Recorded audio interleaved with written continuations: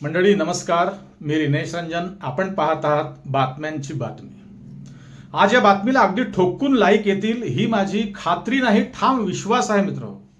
पापाचे घडे भरले, अहो घडे काय, रांजणाच्या रांजण भरतील एवढी बातमी लय भारी आहे आजची. आता शिवसेना आणि मनसेची बारी आहे, लक्षात घ्या. आज व्हिडिओ कुठेही सोडू नका, लवकर डोळ्यावर चष्मा चढवा मित्र. चष्मा तुम्हाला अजूनही लागला नसेल तर अभिनंदन, पण डोळे फाडून तरी बघा. शेवटपर्यंत हा व्हिडिओ बघा, म्हणजे तुमच्या लक्षात येईल.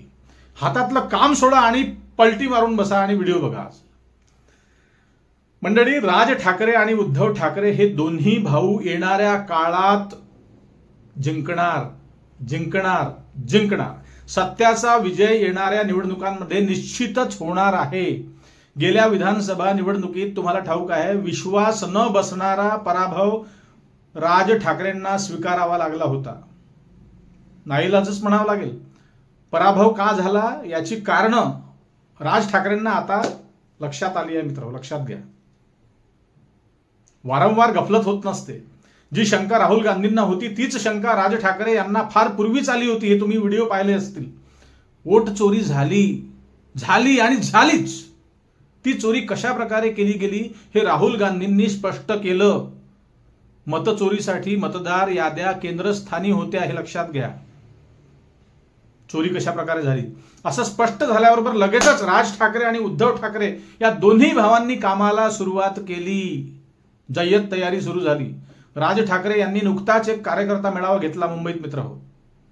अमरनाथच्या त्या एका कार्यक्रमात ते बोलले आणि आपले सर्व कार्यकर्ते कामाला त्यांनी लावले. त्वरित येणाऱ्या महानगरपालिकांच्या निवडणुकीची जय्यत तयारी सुरू झाली आहे. मुंबई ठाकरेंचीच आहे. मुंबई शिवसेना आणि मनसेचीच होती आणि आजही आहे. हे 100% सिद्ध होताना अख्खा महाराष्ट्र येत्या काही दिवसातच उघड्या डोळ्यांनी बघणार आहे, हे लिहून घ्या. मुंबई समेत महाराष्ट्रात ज्या ज्या ठिकाणी महानगरपालिकांच्या निवडणुका होणार आहेत मंडळी, तिथले सर्व कार्यकर्ते मतदार याद्या तपासत आहेत. ते काम त्यांच्याकडे दिलं आहे मित्र, फार बारकाईने. विधानसभा निवडणुकीच्या वेळी ज्या ज्या चुका झाल्या होत्या पूर्वी, त्या सर्व चुका दुरुस्त करण्यासाठी दोन्ही ठाकरे बंधू तैनात झाले आहे, मैदानात उतरले आहेत. मतदार याद्यांची तपासणी तर होणार आहेच, यात काही शंका नाही. परंतु याही पलीकडे घर टू घर हे कार्यकर्ते जाणार आहेत, फिरणार आहे. यावेळी चूक नाही. मतदारांपर्यंत कार्यकर्ते पोहोचणार म्हणजे पोहोचणारच बिलकुल. कारण ज्यांनी दगाफटका केला तो दगाफटका कसा केला ते आता स्पष्ट झाला आहे. त्यामुळे निवडणूक लढवायला अगदी सोपं झालं आहे. त्यामुळे हरणारा आता जिंकणाऱ्याकडूनच सावध झाला आहे, लक्षात घ्या. ठाकरे ब्रँड अजूनही संपला नाही, अजूनही आहे. ठाकरे ब्रँड संपला नाही असं मी स्वतः माझ्या अनेक व्हिडिओमध्ये ठासून बोललो होतो, अगदी ठासून. वाटलं तुम्हाला तर बघा, माझे जुने व्हिडिओ शोधा, सर्च करा आपल्या चॅनलवर जाऊन. हे मी असं उगाच बोलत नाही, त्याचं एक ठोस कारण देखील आहे मित्र. बघा, माझ्या वयाची किंवा माझ्यापेक्षाही ज्येष्ठ किंवा माझ्यापेक्षा लहान माणसं आता हयात असतीलच, तर त्या सर्वांनी स्वर्गीय बाळासाहेबांचा झंझावात पाहिला आहे, त्यांचा ठाकरी बाणा पाहिला आहे, बाळासाहेबांचा ठाकरी दणका सर्वांनी पाहिला आहे. महाराष्ट्रच नाही, भारतभरात मोठमोठ्या दिग्गजांना बाळासाहेबांनी उंदीर बनवून ठेवलं होतं. उंदीर, हे लक्षात घ्या. काय ताकद असेल ही. बाळासाहेबांचं बिनबुवाटपणे, अगदी स्पष्टपणे निडर होऊन बोलणं हे का खपायचं, लोक का सहन करायचे, विरोधकही सहन करायचे. महाराष्ट्राचा मुख्यमंत्री कोण होणार हे मातोश्रीवर ठरायचं, हे लक्षात घ्या. इतका दणका होता. त्यांना राजकीय चमचे का घाबरायचे, तर त्याच्या मागे एकमेव कारण होतं मित्र हो, सत्यता, स्वभावातला खरेपणा. खरेपणा कसा? होय मी सिगार पितो, पितो तर पितो. होय मी बियरची चव चाखतो, मी माणूस आहे. रखते है तो बात करते है, असा ठाकरी बाणा होता मित्र. ज्या रंगाची गोडी मला चाटून जाईल ती तर चाटून जाणारच नाही, पण तो रंग या देशात राहणार नाही. ही डायलॉग अमर झाली आहे. नारायणला नाऱ्या आणि पवारांना मैद्याचं मुरमुऱ्याचं पोतं म्हणणाऱ्याला लोक विसरले नाही, ते लक्षात घ्या. ते बाळासाहेब ठाकरे होते. काही लोक म्हणतात भाजपाचे की बाळासाहेब गेले, आता संपलं, तुमचा ब्रँड वगैरे काही नाही. नाही, गैरसमजात राहू नका, भ्रमात राहू नका. ब्रँड संपला नाही. एवढंच नाही तर अमिताभ बच्चन पासून तर संजय दत्तचे वडील सुनील दत्त पर्यंत हिंदी चित्रपट सृष्टीतल्या अनेकांना बाळासाहेबांनी जीवदान दिलं आहे, लक्षात घ्या. वेळोवेळी त्यांना मदत केली आहे. त्यामुळे इंडस्ट्री कुठे जाणार, कुठे जाईल? इकडेच येईल, दोन्ही भावांकडे, किंवा त्यांचे समर्थक, त्यांचे फॉलोअर्स. मुंबईतल्या अनेक भागातील नागरिकांना शिवसेनेने केलेली मदत ते नागरिक आज तागायत विसरले नाहीत, हे लक्षात घ्या. त्यातले अर्धे अधिक हयात नसतील ना, हो तर हरकत नाही. पण एक गोष्ट लक्षात घ्या, कारण बाप मुलाला उपकाराची परतफेड कोणत्या रूपाने कुणाला करायची हे सांगून मरत असतो, हे सांगून जात असतो, लक्षात घ्या. सुज्ञ माणूस मंडळी, त्यामुळे मी जे बोलतो याची नोंद करून ठेवा, लिहून घ्या. हा व्हिडिओ सांभाळून ठेवा. मतदार याद्यांच्या व्यतिरिक्त आणखी कोणत्या मार्गाचा दगाफटका सोडला तर या दोन्ही भावांचा पराभव करण्याची ताकद उभ्या महाराष्ट्रात कुणातच नाही, हे लक्षात घ्या. त्याची कारणं आहेत. भाजपात तर नाहीच यांना हरवण्याची ताकद, हे लक्षात घ्या. मराठीच्या मुद्द्यावर एकवटलेली मुंबई डोळ्यासमोर ठेवा तुम्ही. त्या डोम मधला कार्यक्रम आणि त्या वरळीत झालेल्या विजयी मेळाव्यात राज ठाकरेंचं जे भाषण झालं होतं ते भाषण देखील लक्षात घ्या, आठवण घ्या. त्यानंतर जिथे जिथे भारतीय जनता पार्टी चुकली तिथे तिथे मतदारांच्या जुन्या आठवणी जाग्या झाल्या आहेत हल्ली, हे लक्षात घ्या. आणि आणखी एक गोष्ट लक्षात घ्या, महाराष्ट्रातील प्रत्येक शेतकऱ्यांना हल्ली उद्धव ठाकरे यांची आठवण होत आहे. ती का होत आहे सांगतो.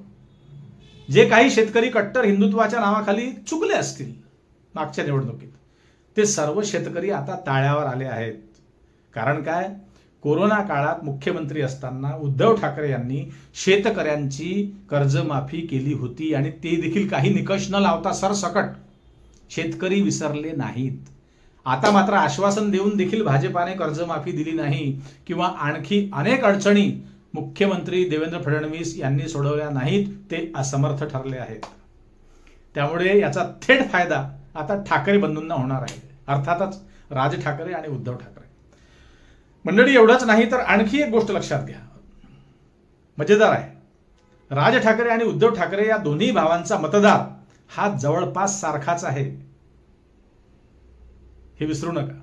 त्यामुळे एकाच कुटुंबातील अर्ध कुटुंब शिवसेनेच्या बाजूने राहील आणि अर्ध कुटुंब उर्वरित सदस्य राजसाहेबांच्या उमेदवाराला मतदान करतील, हे देखील ठासून सांगतोय मी, लक्षात घ्या. कारण कुटुंबालाही, मतदारांना, समर्थकांनाही शेवटी इलाज राहणार नाही, कारण दोन्ही भाऊ हे त्यांचेच आहेत. आणि जे चित्र मुंबईत उभं राहील तेच समांतर चित्र महाराष्ट्रभरातून तुम्हाला येत्या काही दिवसात दिसेल, हे खात्रीच नाही तर ठाम विश्वास आहे मित्रांनो, लक्षात घ्या. कारण गेल्या 6 महिन्यात ज्या पद्धतीने महाराष्ट्रात राजकीय घडामोडी झाल्या, फसव्या गोष्टी घडल्या, त्याचा एकंदर अभ्यास जर केला मित्र हो तर येणाऱ्या निवडणुकीत पूर्ण डाव पलटून जाईल, पूर्ण डाव. अजित पवारांनी काकांसोबत केलेला दगा, अजित पवारांनी काकांसोबत केलेला दगा फटक्याचा फायदा हा शरद पवारांना होईल, हे लिहून घ्या. आणि एकनाथ शिंदेंनी उद्धव ठाकरेंसोबत केलेल्या दगा फटक्याचा फायदा हा उद्धव आणि राज ठाकरे या दोन्ही भावांना होईल. ही काळ्या दगडावरची पांढरी रेघ आहे, लक्षात घ्या. उद्धव ठाकरे यांचा येत्या 4 तारखेपासून महाराष्ट्र दौरा सुरू होणार आहे, हे देखील लक्षात घ्या. दोन्ही भाऊ भिडले आहेत मित्र, कचून, एकदम ठासून. अर्थातच राज ठाकरे आणि उद्धव ठाकरे यांची रणनीती सुरू झाली आहे. आता चुका होणार नाहीत, हे लक्षात घ्या. शेवटी जाता जाता पुन्हा तुम्हाला एक आणखी खरा अंदाज वर्तवून जातो मित्र. अभ्यासांती सगळं कळतं, बारीक अभ्यास केला तर. एक लक्षात घ्या, कोणत्याही निवडणुकीत मतदार जर बिघडला, कुणाच्या सांगण्यावरून बहकला, कुठल्या प्रलोभनावर गेला, तर तो आपल्या जुन्या ठिकाणी परत येत असतो. तो तिसऱ्या ठिकाणी जात नसतो, लक्षात घ्या. तो पूर्वीच्या ठिकाणी येत असतो. असेही काही मतदार असतील तर तेही परत येणार. अशी शेकडो उदाहरणे या महाराष्ट्रात घडली आहे यापूर्वी. कारण 70% मतदार हा आपल्या विचारधारेशी बांधील असतो, हे लक्षात घ्या. काही मतदार स्वार्थापोटी इकडे तिकडे पळतील, पण 70% मतदार हा विचारधारा ठेवून जगतो. त्यामुळे राज ठाकरेचा दणका आता बसणार आहे आणि सोबतच उद्धव ठाकरे असल्याने ठाकरे बंधूंचा एकत्र दणका भारतीय जनता पार्टीला आणि उर्वरित त्यांच्या सोबत्यांना बसणार, हे निश्चित जवळपास निश्चित झाला आहे. असो, आपल्याला नेमकं काय वाटतं शेवटी बघा, आपले अंदाज देखील तितकेच महत्वाचे आहे मंडळी. त्यामुळे कमेंट बॉक्स अगदी खुला आहे, हल्ली रिकामा आहे. अगदी ठासून कमेंट करा. व्हिडिओ हा आवडला असेल तर ठासून लाईक ठोका आज या व्हिडिओला, आणि हा व्हिडिओ व्हायरल करा. हो, व्हायरल करा, जाऊ द्या महाराष्ट्रात. तुमच्या अवतीभोवती कुणी असेल त्याला हा विषय देखील समजावून सांगा, आणि मिळेल त्या नंबरवर हा व्हिडिओ शेअर करा. सबस्क्राईब करायला विसरू नका. पुन्हा भेटू नवीन विषयावर बोलण्यासाठी नव्या दिवशी नव्या दमानं. तोपर्यंत नमस्कार. जय हिंद, जय महाराष्ट्र.